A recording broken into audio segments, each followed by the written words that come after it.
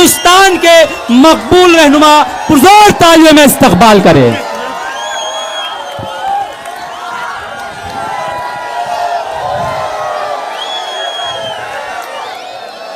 अस्सलाम वालेकुम। मालेगांव की तारीखी सरजमीन, यहाँ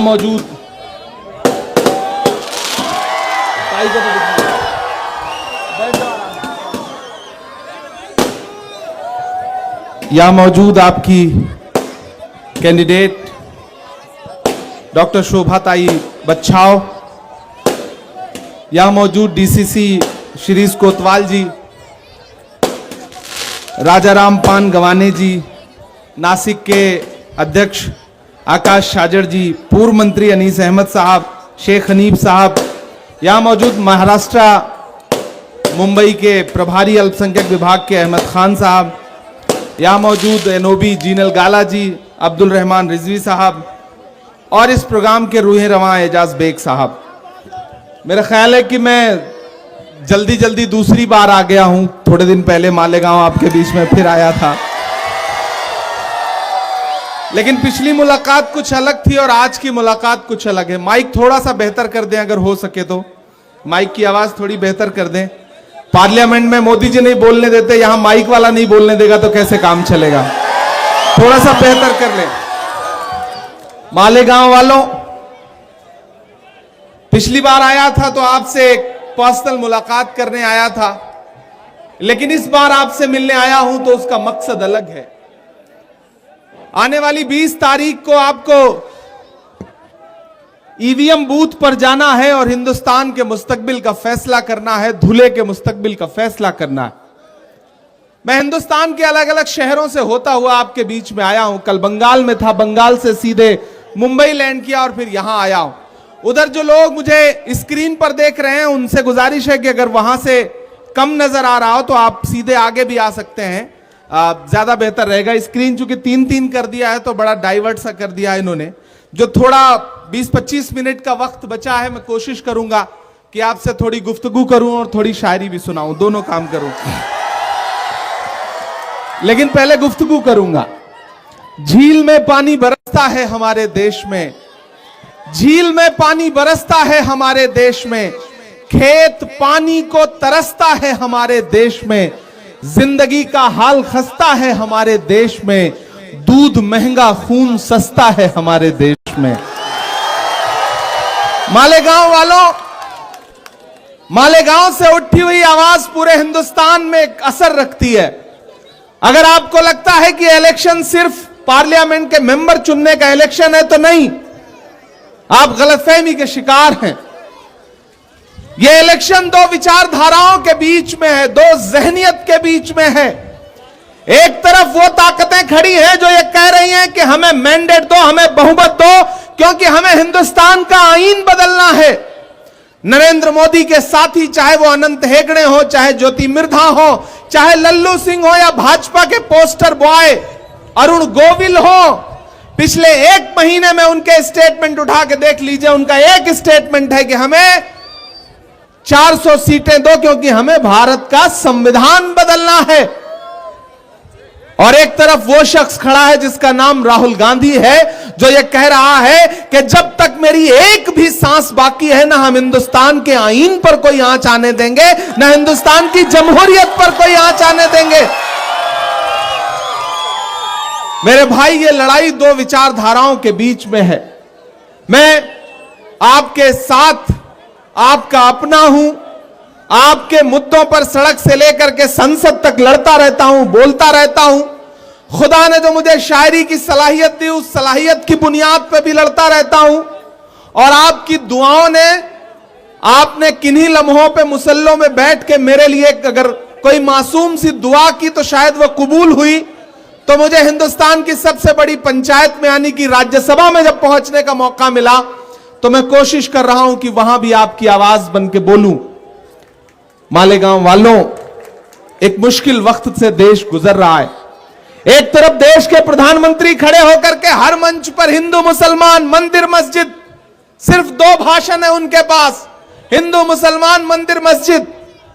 लेकिन राहुल गांधी किन मुद्दों पर बात कर रहे हैं? कांग्रेस किन मुद्दों पर बात कर रही है कि अगर हमारी सरकार बनी तो हम नौजवानों को रोजगार देंगे, हमारी सरकार बनी तो हम औरतों के लिए महालक्ष्मी योजना लाएंगे। जो हमारा मैनिफेस्टो है कांग्रेस पार्टी का, जिसको हम न्याय पत्र कहते हैं, मेरी खुशनसीबी है कि मैं महज 36 साल की उम्र में कांग्रेस की मैनिफेस्टो कमेटी का मेंबर हूं। वो जो मैनिफेस्टो बना है उसमें मैंने आपकी नुमाइंदगी की है, आपकी तरफ से आपकी वकालत की है उस मैनिफेस्टो को बनाने में। जिस मैनिफेस्टो में पी चिदंबरम है, शशि थरूर है, जयराम रमेश है, वहां पर इमरान प्रतापगढ़ी आपकी नुमाइंदगी कर रहा है। और वहां जो लिखा गया है उसके लिखने में, उसके कहने में इमरान प्रतापगढ़ी का भी रोल है। मैंने बनाया है उस मैनिफेस्टो को। वो मैनिफेस्टो हिंदू मुस्लिम की बात नहीं करता, वो कहता है कि अगर कांग्रेस पार्टी की सरकार बनी, सेंटर में इंडिया अलायंस की सरकार बनी, तो हर गरीब परिवार की औरत को सालाना 1 लाख रुपया मिलेगा। तो मैं मालेगांव की अपनी माओ बहनों से कहना चाहता हूं कि अगर इंडिया अलायंस की सरकार बन गई, आपने शोभा ताई को मेंबर ऑफ पार्लियामेंट बना करके लोकसभा में पहुंचा दिया, तो सरकार बनने पर मुझे लगता है कि हिंदुस्तान के जिस शहर का सबसे बड़ा फायदा होगा वो यकीनन मालेगांव शहर होगा। यह मुझे पूरा एतबार है। और एक चीज जान लो मेरे भाई मालेगांव वालों, अभी मैंने सुना धुले में गृह मंत्री जी आए थे, अमित शाह साहब। हो सकता है 1-2 दिन में प्रधानमंत्री जी भी आए, आसपास आएंगे ही। लेकिन एक बात जान लो, भाषणों में नरेंद्र मोदी जी कुछ भी बोले, मैं केरल से लेकर के पश्चिम बंगाल से लेके बिहार से लेके राजस्थान से लेके उत्तराखंड से लेके उत्तर प्रदेश होते हुए पूरे देश में कैंपेन करता हुआ यहां पहुंचा हूं। भाषणों में और मीडिया चैनलों पर नरेंद्र मोदी चुनाव जीत रहे हैं, लेकिन जमीन पर इंडिया अलायंस चुनाव जीत रहा है, कांग्रेस पार्टी चुनाव जीत रही है। इधर जो सामने बच्चे बैठे हैं, थोड़ी देर के लिए ऐसे चुप हो जाओ जैसे आजकल अडवाणी जी चुप रहते हैं, बिल्कुल उसी तरह चुप रहो, चुपचाप बैठ जाओ बेटा। मेरे भाई, प्रधानमंत्री जी के नीचे से जमीन खिसक गई है। ये जो 4 फेज के इलेक्शन आज हुए हैं ना, 4था फेज आज हुआ है, आप यकीन जानो कि उनके पैर के नीचे से जमीन खिसक गई है। हालत यह हो गई है कि जबान लड़खड़ा रही है। अगले 1-2 भाषण में हो सकता है किसी मंच पर वो रोने भी लगे। ये मेरी भविष्यवाणी नोट करना, ऐसा हो सकता है कि वो रोने लगे। लेकिन कितना भी करतब दिखा लें, हिंदुस्तान की आवाम ने एक जहन बना लिया है कि इंडिया अलायंस की सरकार बनानी है। इसी वजह से प्राइम मिनिस्टर साहब बहुत परेशान हैं। 10 साल आवाम को परेशान करने वाली सरकार का मुखिया परेशान है, मैं देख के आ रहा हूं। अशोक साहिल का एक शेर है कि गमों की आंच में भी मुस्कुरा कर चलना पड़ता है। यह दुनिया है, यहां चेहरा सजा कर चलना पड़ता है। तुम्हारा कद मेरे कद से बहुत ऊंचा सही, लेकिन चढ़ाई पर कमर सबको झुकाकर चलना पड़ता है। प्रधानमंत्री जी इन दिनों परेशान हैं और उनकी परेशानी जायज है। मैं तो मालेगांव वालों आज शोभा ताई के लिए आपके सामने दामन फैलाने के लिए आया हूं, लेकिन मुझे यहां आके पता चला उनका तो मायका है मालेगांव में। इससे अच्छी बात क्या हो सकती है कि कांग्रेस पार्टी ने जिसको आपका कैंडिडेट बनाया है उनका मायका आपके मालेगांव में है। तो जिसका मायका हुआ यानी कि वो यहां की बेटी है, और बेटी के साथ आप कैसा सुलूक करते हैं, कैसी उसकी मेहमान नवाजी करते हैं, कैसा उसके साथ हुस्न सुलूक करते हैं, ये आपको बताने की जरूरत नहीं है। मैं तो आपसे 2 बातें करने आया हूं मालेगांव वालों। मेरी आंखों में इस चुनाव से ज्यादा एक मंजर है, वो मंजर है 7 सितंबर 2022 का, जब कन्याकुमारी में समंदर के साहिल पर खड़ा हुआ एक नौजवान शख्स यह कह रहा था कि मुझे इस मुल्क से नफरत कम करनी है, और वो 4000 किलोमीटर कन्याकुमारी से कश्मीर तक अपने पैर के छालों की परवाह किए बगैर चला। जिसका नाम राहुल गांधी है। मैं चला हूं उस शख्स के साथ, पिछले दिनों वो आपके यहां से भी गुजरे थे, जब वो भारत जोड़ो न्याय यात्रा लेकर के गुजरे। जब मैं उनके साथ पैदल चल रहा था तो मीडिया के साथी मुझसे कहते थे कि इमरान साहब आप तो शायर हैं, आप राहुल गांधी के साथ चल रहे हैं, आप क्या कहेंगे? तब मैं बस एक शेर पढ़ देता था कि जो हर जालिम से टकराएगी वो आंधी बनाऊंगा, जो हर जालिम से टकराएगी वो आंधी बनाऊंगा, नए अंग्रेज आए हैं नया गांधी बनाऊंगा। मैं चला हूं राहुल गांधी के साथ। और आज मालेगांव वालों, मैं आपसे यह कहने आया हूं कि वह इंसान 4000 किलोमीटर चला अपने पैर के छालों की परवाह किए बगैर। नारा क्या था? भारत जोड़ो नफरत छोड़ो। नारा क्या था? मोहब्बत के, नफरत के बाजार में मोहब्बत की दुकान खोलनी है। वो जो नारा लगा के राहुल गांधी निकले थे, तो आज पूरे हिंदुस्तान में मोहब्बत की दुकानें खुल रही हैं, नफरत की दुकानों के शटर डाउन हो रहे हैं। प्रधानमंत्री जी बौखलाए हुए हैं, गृह मंत्री जी परेशान हैं, भाजपा की सरकार जाने वाली है। प्राइम मिनिस्टर भले कितना नारा लगाएं कि उन्हें इतनी सीटें आ रही हैं, उतनी सीटें आ रही हैं। पिछले दिनों प्रेस कॉन्फ्रेंस करके राहुल गांधी ने कहा कि इस लोकसभा इलेक्शन में भाजपा किसी भी कीमत पे 180 सीट का आंकड़ा नहीं पार करेगी, नहीं पार करेगी, नहीं पार करेगी। अब अगर राहुल गांधी ने कहा है तो इसे पत्थर की लकीर समझा जाए। मालेगांव वालों, आप बहुत दानिश्वर लोग हैं, आप जिंदा दिल लोग हैं। मैं तो बस आपसे एक वाकया शेयर करता हूं। बेटा चुप हो जाओ, चुप हो जाओ बिल्कुल। मैं आपसे एक छोटा सा वाकया साझा करना चाहता हूं। महान बादशाह सिकंदर ने जब यूनान फतेह किया, तो यूनान फतेह करने के बाद वो जीत का जश्न मनाने के लिए शहर की सड़कों पर निकला। उसने देखा कि पूरा शहर जश्न मना रहा है, लेकिन सड़क के किनारे पेड़ के नीचे एक इंसान चादर तान के सो रहा है।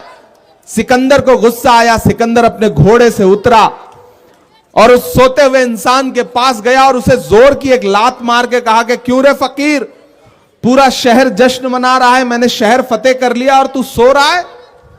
उस फकीर ने उनींदी आंखों से सिकंदर की तरफ देखा और देख करके कहा कि शहर फतेह करना बादशाहों का काम है, लेकिन लात मारना गधे का काम है।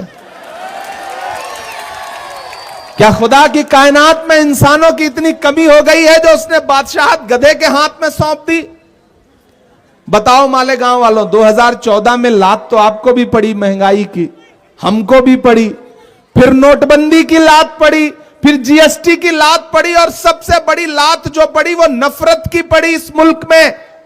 आज मुल्क में किस ट्रेन में, किस चौराहे पर कौन सी भीड़ लिबास देख करके किसे मार दे कोई अंदाजा नहीं है। ये जो नफरत पूरे मुल्क में फैलाई गई, इसका जिम्मेदार कौन है? इस मुल्क का हाकिम जिम्मेदार है। और उस नफरत को कम करने की कोशिश कौन कर रहा है? राहुल गांधी कर रहे हैं। मैं यहां खड़ा होकर के मालेगांव वालों आपसे यह कहना चाहता हूं कि अरे आप तो इस बात पर ईमान रखते हो ना कि मजदूर का पसीना सूखने से पहले उसकी मजदूरी उसे दे दी जाए। रखते हो ना इस बात पर ईमान? रखते हो ना? मैं रखता हूं इस बात पर ईमान कि मजदूर का पसीना सूखने से पहले उसकी मजदूरी उसको दे दी जाए। मैंने देखा है राहुल गांधी के पैर के छाले, मैंने देखा है राहुल गांधी का बहता हुआ पसीना। न वो छाले अभी सूखे हैं, न वो पसीना अभी सूखा है। मैं मालेगांव में राहुल गांधी की मजदूरी मांगने के लिए आया हूं मालेगांव वालों। और वो मजदूरी है, शोभा ताई को जिता करके पार्लियामेंट भेजिए। आने वाली 4 जून को जब हिंदुस्तान में इंडिया गठबंधन की सरकार बने और हमारी आंखें वो मंजर देखें कि राहुल गांधी इस मुल्क के प्राइम मिनिस्टर की शपथ ले, तो एक तरफ शोभा ताई बच्चाओ खड़ी हो और एक तरफ इमरान प्रतापगढ़ी खड़ा हो। मैं ये मंजर देखना चाहता हूं और ऐसा होने जा रहा है। मैं पूरी जिम्मेदारी से महाराष्ट्र की इस तारीखी सरजमीन पर मालेगांव में खड़ा होकर के यह कह रहा हूं आपसे, नोट करिएगा मेरी बात को, कि तमाम करतब करने के बाद भी तमाम हिंदू मुसलमान करने के बाद भी प्रधानमंत्री जी हर दिन अलग अलग तरीके का नमक मिर्च लगा के भाषण दे रहे हैं, लेकिन ऐसा लग रहा है जैसे आवाम ने कान बंद कर लिए हो, कुछ सुनना ही नहीं चाह रही है। वो सीधे सीधे उनसे उनके 10 सालों का बदला लेना चाहती है, जिसमें महंगाई आसमान पर है। उनके जितने नारे थे वो झूठे साबित हुए। बहुत हुई महंगाई की मार, अब की बार मोदी सरकार, ये नारा याद है? वो नारा कहां चला गया? वो पेट्रोल डीजल जो 58 रुपए का था वो 100 रुपए के पास पहुंच गया। गैस सिलेंडर 400 वाली 1000 के पार पहुंच गई। आटा, चावल, दूध, दही, पनीर, छाछ, लस्सी, किस चीज पर महंगाई नहीं आई? भाजपा की सरकारें तो वो सरकारें हैं जो अपनी पसंद की फिल्में टैक्स फ्री करती हैं और कफन पर जीएसटी लगाती हैं। कफन पर टैक्स लगाया है उन्होंने। मैंने पार्लियामेंट में उसके खिलाफ आवाज उठाई थी। मैं इसलिए खड़ा होकर के यहां कहता हूं, भाजपा वाले अपने भाषणों में, प्राइम मिनिस्टर साहब अपने भाषणों में कांग्रेस से 70 साल का हिसाब मांग रहे हैं। वो एक दिन पार्लियामेंट में खड़े होकर के मोदी जी उधर से भाषण दे रहे थे, बताओ कांग्रेस वालों तुमने 70 साल में क्या किया? खड़गे जी इधर बैठे थे, हमसे पलट के बोले इमरान मत बताना, जो बताओगे ये उसको भी बेच देंगे, इनका काम सिर्फ बेचने का है, मत बताना। मैं तो भाजपा वालों से कहना चाहता हूं, अरे भाजपा वालों, जो सरकार अपना चलाया हुआ 2000 का नोट 7 साल नहीं चला सकी, वो हमसे 70 साल का हिसाब मांगती है। जो अपना चलाया हुआ नोट नहीं चला सके वो देश क्या चलाएंगे? नहीं चला सकते। इनका नारा था बेटी बचाओ बेटी पढ़ाओ। हमारी आंखों ने वो मंजर देखा कि वो चाहे हाथरस हो, चाहे उन्नाव हो, चाहे जंतर मंतर पर बैठी हुई हमारी बेटियां हो, ओलंपिक पदक लाने वाली, उनको किस तरह पुलिस के जरिए घसीटा गया। और अभी कर्नाटक में जेडीएस जो भाजपा की सहयोगी पार्टी है, उसका एक मेंबर ऑफ पार्लियामेंट है जिसका नाम है प्रज्वल रेवन्ना, उसके खिलाफ तकरीबन 2000 महिलाओं से रेप के आरोप लगे हैं और प्राइम मिनिस्टर उसके लिए वोट मांगने गए थे। यह है इनके बेटी बचाओ बेटी पढ़ाओ नारे की सच्चाई। तो मैं आज आपके बीच में खड़ा होकर के आपकी बेटी के लिए, आपके परिवार की बहन के लिए वोट की अपील करने आया हूं मालेगांव वालों। और पूरे महाराष्ट्र में कांग्रेस पार्टी की लहर चल रही है, महाविकास अघाड़ी की आंधी चल रही है। जब 20 तारीख को बूथ पर जाना तो यह सोच के जाना कि आपका दिया गया एक एक वोट जो हाथ के पंजे के सामने वाली बटन पे दबाओगे तो दूसरे नंबर पर है। आपका दिया गया एक एक वोट सिर्फ शोभा ताई को नहीं मिलेगा, मोहब्बत के उस मसीहा को भी मिलेगा जिसका नाम राहुल गांधी है। आपका दिया गया एक एक वोट मल्लिकार्जुन खड़गे जी को भी मिलेगा। आपका दिया गया एक एक वोट सोनिया गांधी जी को मिलेगा, राहुल गांधी जी को मिलेगा, शरद पवार जी को मिलेगा, उद्धव ठाकरे जी को मिलेगा, नाना पटोले जी को मिलेगा। आपका दिया गया एक एक वोट आपके भाई, आपके बेटे इमरान प्रतापगढ़ी पर एहसान होगा आपका। क्योंकि मेरे भाई, मैं आपकी आवाज हूं, मैं आपके लिए बोलता हूं, आपके लिए लड़ता हूं।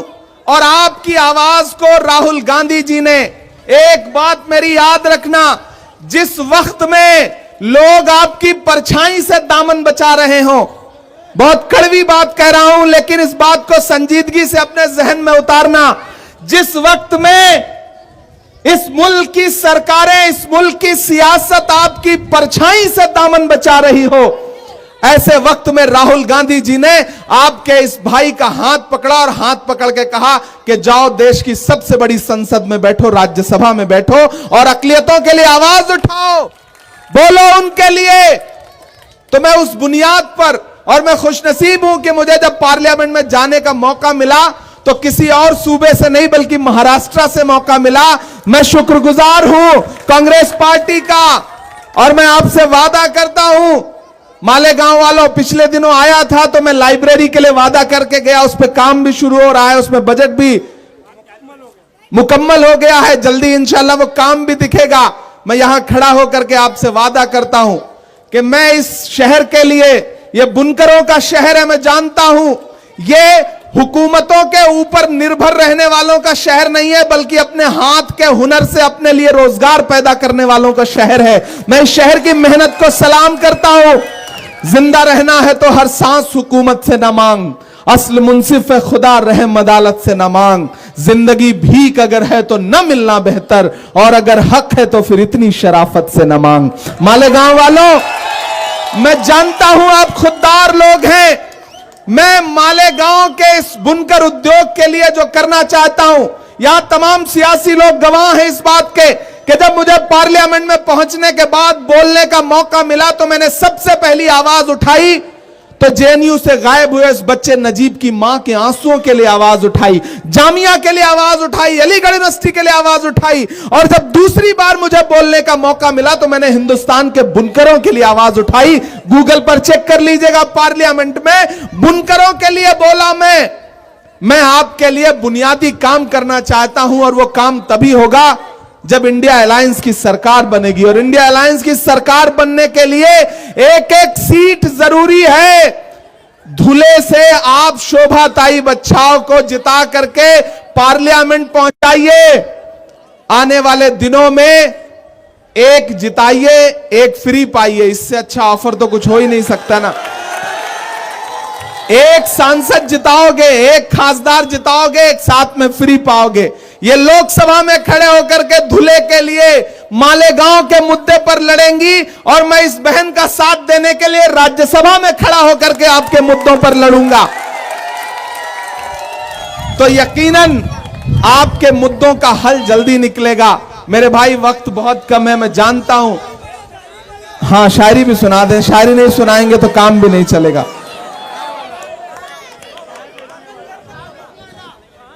अच्छा, एक चाचा कह रहे हैं कि बटन देर तक दबाओ, सबको ये बात बता दीजिए।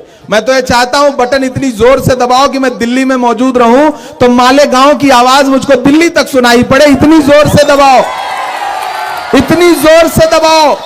और मालेगांव वालों, इतनी बड़ी लीड इस असेंबली से दे दो कि लाख कोशिश करने के बाद भी इस लीड को कम ना कर पाए भाजपा की सरकार। ये जहन में रख लो, ये सोच बना करके 20 तारीख को जाओ, और जब बूथ पर पहुंचो तो बटन दबाओ और साथ में एक नारा लगाओ कि 20 मई भाजपा गई। 20 मई, लगाओ मेरे साथ नारा, 20 मई, 20 मई। और जोर से, यहां से उठी हुई आवाज तो दिल्ली तक जाती है यार। 20 मई, 20 मई, 20 मई। ये जहन बना करके घर से निकलिए कि आपका एक एक वोट हिंदुस्तान के आईन को बचाने के लिए जाएगा। वो आईन, वो संविधान जिसमें महात्मा गांधी, पंडित जवाहरलाल नेहरू, मौलाना आजाद के सपने शामिल हैं। वो संविधान जिसमें डॉक्टर बाबा साहब अंबेडकर के खून पसीने से लिखा हुआ संविधान बचाने की लड़ाई है। ये हम सबकी जिम्मेदारी है कि हम आईन बचाने के लिए घर से बाहर निकलेंगे और शोभाताई बच्चाओं को चुनाव जिता करके वापस लाएंगे। मैं आखिरी के जो 3 मिनट बचे हैं उसमें शायरी सुना देता हूं, नहीं आप नाराज हो जाएं। कहां सोया है चौकीदार। सुनाना बहुत कुछ था, लेकिन ये सुनाने के लिए बहुत सारे लोग कह रहे हैं। कहां सोया है चौकीदार, कहां सोया है चौकीदार। याद है 2014 में नारा, भाइयों बहनों, देश के खजाने की चाबी सौंप दो, मैं देश नहीं लुटने दूंगा, मुझे चौकीदारी दे दो। मैंने पार्लियामेंट में भी उनसे पूछा था और यहां भी खड़ा होकर पूछ रहा हूं कि कहां सोया है चौकीदार, कहां सोया है चौकीदार। विजय माल्या नाक के नीचे से हो गया फरार। कहां सोया है चौकीदार, कहां सोया है चौकीदार। कि चाय बेचने वाला पूरा भारत बेच रहा है। बेच रहा है कि नहीं बेच रहा है? चाय बेचने वाला पूरा भारत बेच रहा है। इसी काम में हासिल उसे महारत बेच रहा है। कि रेल बिक गई, तेल बिक गया, बिका हवाई अड्डा, सब कुछ बिकता देख के खुश हैं अपने जेपी नड्डा। कि जनता महंगाई की मारी करती हाहाकार, कहां सोया है चौकीदार, कहां सोया है चौकीदार। मालेगांव वालों, हजारों किलोमीटर दूर से आया हूं, मेरे आने को मायूस मत होने दीजिएगा, मेरे आने को जाया मत करिएगा। मैं चाहता हूं शोभा ताई के लिए एक एक हाथ उठा करके इन्हें एहसास दिलाइए कि आप इनके साथ खड़े हैं। इधर भी एक एक हाथ आपका हवा में उठा हुआ हो, इसी हाथ को लेकर, हाथ के पंजे को लेकर के 20 तारीख को जाइए, शोभा ताई को जिताइए, पार्लियामेंट पहुंचाइए। ये सलामताबाद चौक है। इंशाल्लाह एक बार फिर 4 जून के बाद वापस आऊंगा आपका शुक्रिया अदा करने के लिए। मेरे आने को मायूस मत होने दीजिएगा। शोभा ताई को जिताइए, पार्लियामेंट पहुंचाइए। 20 मई भाजपा, 20 मई, 20 मई, 20 मई, 20 मई, 20 मई। बहुत शुक्रिया मालेगांव, चूंकि वक्त की मजबूरी है। इंशाल्लाह 20 के बाद फिर आपसे मुलाकात हो।